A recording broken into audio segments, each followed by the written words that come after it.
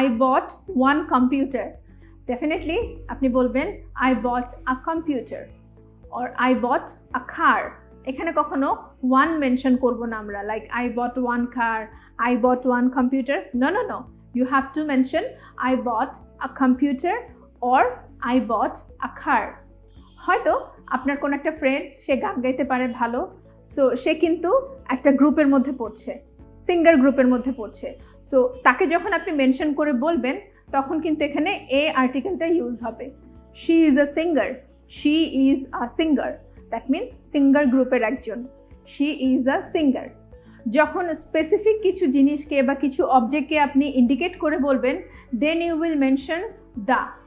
For example, টেবিলে কিছু বই আছে, সো আপনি হয়তো আপনার ভাই বা বোনকে বলছেন যে আমাকে বইগুলো একটু দাও, so can you give me the books on the table, that mean ওই টেবিলে স্পেসিফিক যে বইগুলো আছে আপনি ঠিক সেই বইগুলোই চাচ্ছেন।